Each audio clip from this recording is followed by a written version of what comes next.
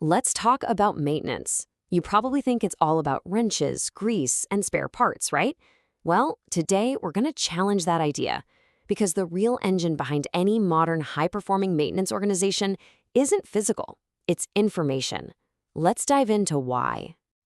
On one side, you have pure chaos. Without solid data, you're basically guessing.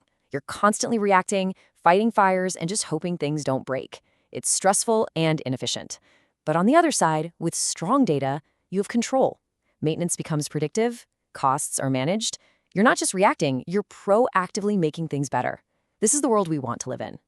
So how do we get there? How do we bridge that huge gap between the chaos and the control?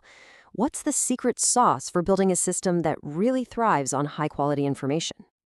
Well, the answer is a framework that's brilliantly simple but incredibly powerful. It's the backbone for this whole data-driven approach. It's called PDCA, and honestly, it's going to change how you think about maintenance. PDCA stands for Plan, Do, Check, and Act. And look at the arrows on the slide. This is key. It's not a straight line. It's not a checklist you do once and you're done. It's a continuous loop, a cycle that just keeps feeding on itself, getting smarter and more effective every single time it goes around. I love this quote because it just nails the whole idea. We're getting away from that old school set it and forget it mindset. Instead, we're building a living, breathing system that's constantly learning, adapting, and getting better based on what the data is telling us. All right, so let's follow the data on its journey through this loop. We'll start at the beginning with the first two absolutely crucial phases, plan and do. So in the plan phase, we basically become detectives. We're gathering clues from all over the place. We're digging into asset history to see what's failed before. We're looking at live condition monitoring data to see what's happening right now. We pull in production schedules, risk assessments, everything. This way, our plan isn't just a guess, it's a data-backed strategy. Okay, now for the do phase. This is where the rubber meets the road. But here's the twist. It's not just about turning the wrench and fixing the machine. This is the single biggest source of new data for our entire system. This is where the story for the next cycle of improvement actually begins. And this brings us to a really critical point. The technician's job is so much more than just fixing things. They're the eyes, the ears, the primary data collectors of the entire system. Their detailed notes, the failure codes they enter, that's the ground truth. It is the absolute lifeblood of this whole process. This right here, this should be a mantra. It should be written on the wall of every maintenance shop. The job is not done when the machine is running again. The job is done when the data is in the system, period. This mindset is what separates the good teams from the great ones. Okay, so we've planned our work, and we've done our work while capturing great data. Now for the really powerful part.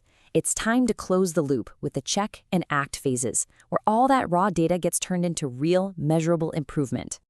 The check phase is where we put our performance under the microscope. We use KPIs, key performance indicators, to see how we're doing. Things like MTBF, which tells you how reliable your equipment is, or the percentage of planned versus reactive work, which tells you if you're in control or just fighting fires. These numbers are our compass. They tell us where we need to improve. So let's look at a real-world example of this in action. Imagine you're in the check phase, and your data analysis keeps pointing to the same problem. A certain type of compressor keeps failing. You dig deeper and find the root cause, lubrication contamination. That one insight found in the data is a total game changer. And that insight immediately leads to the act phase. We're not just fixing the broken compressor again, we're fireproofing the system.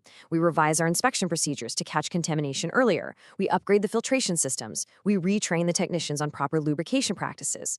We're attacking the root cause so it never happens again. And the result of all that, the payoff, a massive 60% reduction in those compressor failures. Think about that. That's not a small tweak. That is a huge win, saving tons of money and preventing a ton of downtime, all because the data loop was working correctly. Now, of course, this all sounds fantastic, but let's be realistic. Making this system work isn't always easy. There are some very common breakdowns in the data flow itself, so let's talk about what they are and, more importantly, how to fix them. It really all comes down to this simple, timeless truth that you've probably heard a million times. Garbage in, garbage out. You can have the fanciest software in the world, but if the data you're feeding it is junk, the decisions you get out of it will be junk too. Here's a perfect example. The problem? A technician writes pump was noisy in the work order comments. What can you possibly do with that? Nothing. It's useless data. The fix? It's pretty simple, actually. You train your technicians on what good data looks like, and you give them easy tools like field-friendly templates with drop-down menus to capture specific, meaningful details. And let's quickly bust 2 huge myths that hold so many organizations back. First myth, we collect tons of data, so we must be data-driven. No. The volume of data means nothing. It's the usefulness that counts. And the second myth, the manufacturer's recommendations are always the best. Look, OEM guidelines are a great starting point, but they are generic. Your own data from your own environment is the ultimate authority on what your equipment really needs. And this really brings us to the core message, the one thing I want you to take away from all of this. In the modern world, maintenance is an information game, and your program will either succeed or fail based on one single thing: the quality of its information. So I'll leave you with this challenge. Go back and take a hard look at your own operation and ask this simple but powerful question. Is your data an active, dynamic engine that's driving real improvement, or is it just sitting there in some database, getting collected and gathering digital dust? The answer to that question will tell you everything you need to know.